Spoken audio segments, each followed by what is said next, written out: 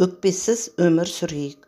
Шәкірті ұстазына айтты: сіз үнемі көңілді жүресіз, ешкімге ашуланбайсыз, ренжімейсіз. Мені де сіз сияқты болғым келеді.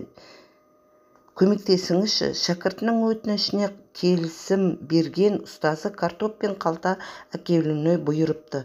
Егер біреуге ашуланып, ызаланып, ренжісең, бір картопты ал да, соған ренжіткен адамның атын жаз. Сол-ақ па, дейді шәкірті.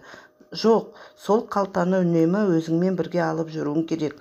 Біреуге ренжіген сайын бір картоптан қосып отырасың. Шәкірті келісті. Біраз уақыт өткен соң қалтасы картопқа толып, өзімен бірге алып жүру қиындалды. Алғаш салған картоптары шіріп, сасый бастады. Шыдамай кеткен шәкірті ұстазына келіп: ұстаз, мына қалта ауыр болып кетті, әрі шірігендердің иісіне шыдау мүмкін емес. Ашуланбаудың басқа жолын үйретіңізші, деді. Мұны саған не үшін істеттім? Біреуге ренжіген сайын ішкі жан дүниеңді де осы құбылыс болады. Жүрегің ауырланып, таза ниетің бұзылып, жаман ойларың сасый бастайды.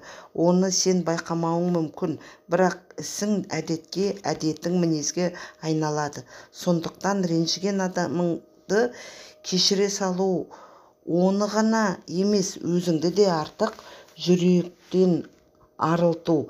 Біреуге ренжімес бұрын, не біреуді ренжітпес бұрын, үнемі өзіңмен бірге артық жүк арқалап жүру керек пе, керек емес пе деп ойлан, депті ұстаз.